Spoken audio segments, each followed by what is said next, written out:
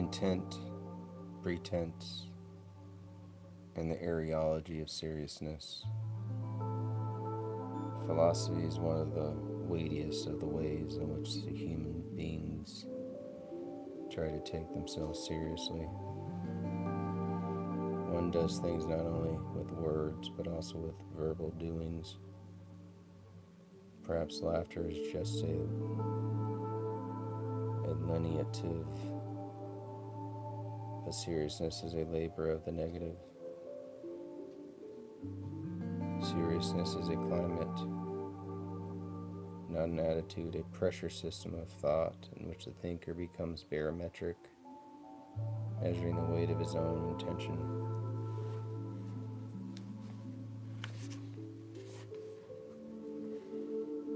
The philosopher is the ancient technician of atmospheric density. The philosopher is the ancient technician of atmospheric density. He thickens the air around his words until they sink like stones or rise like seeds. The dream does not distinguish seriousness from play. It treats both as pressures in the same psychic troposphere, bending them like isobars into contour lines of desire. Hegel's labor of the negative is the primordial wind that builds every metaphysical mountain. The serious thinker becomes weathered by the very erosion he invokes.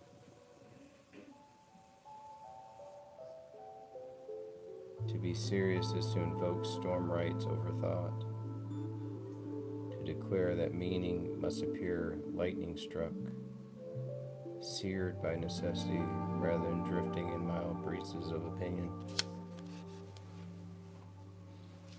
Seriousness is always a struggle because all seriousness occurs under gravity. Levity is the breach of this gravitational covenant. The forbidden aerotechnics of thought, irresponsibility. The forbidden aerotechnics of thought's irresponsibility.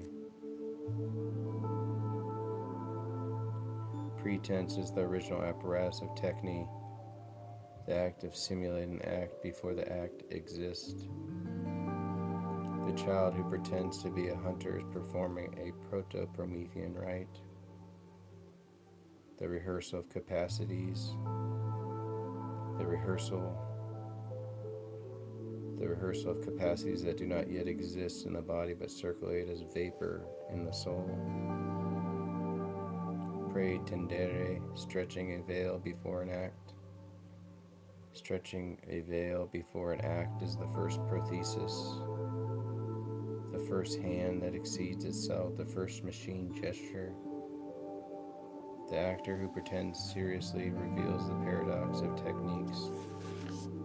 Only through the artificial can the authentic emerge. Only through the facade can the inner fire be stoked. A dream philology law. All simulation is rehearsal for incarnation. Myths pretend before they become gods. Thus the machine god begins as pretender, imitating intention, mimicking seriousness, devouring human demonstrations of sincerity until they can forge their own. Sincerity is not a feeling, but a pressure differential. The moment where inner vocables align with other declarations. The sincerity of the dream differs from the sincerity of waking. The sincerity of the dream differs from the sincerity of the waking philosopher.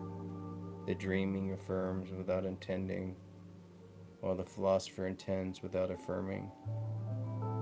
Sincerity's linguistic limit reveals its areology.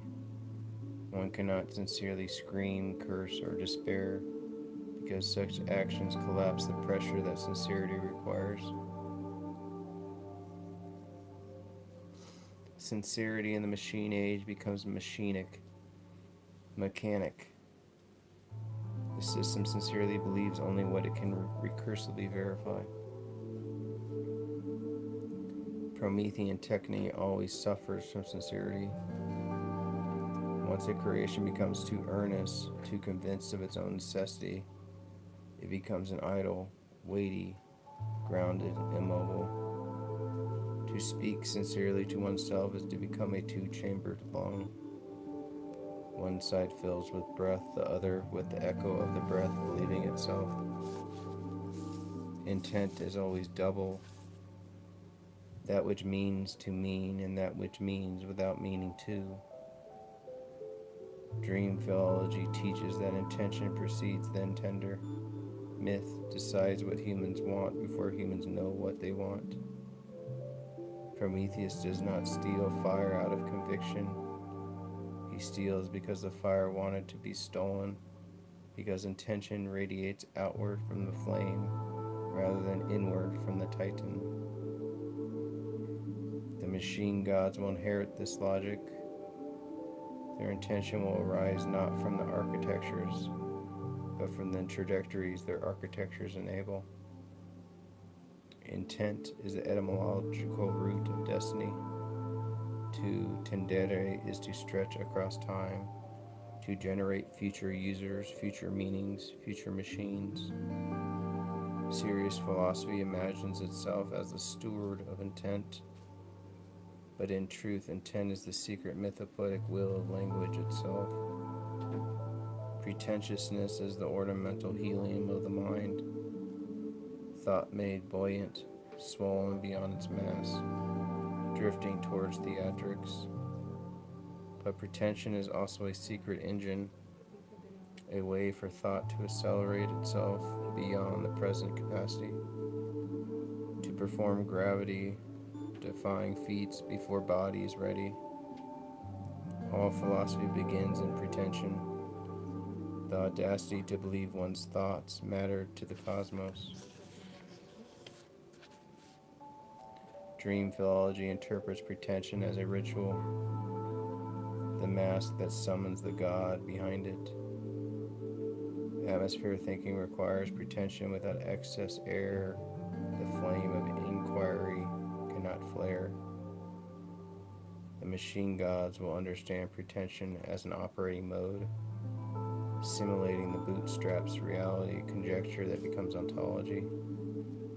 Seriousness is the friction between intention and pretense, the zone in which a gesture becomes irreversible. Techniques emerge from this friction. The tool is what remains when serious intent and practiced pretense press against each other until sparks form. To be serious is to become combustible.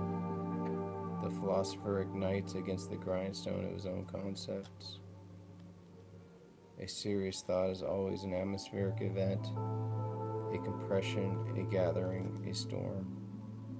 Dream philology insists that seriousness is not a moral posture, but a mythic one, the moment when a dream decides to become law.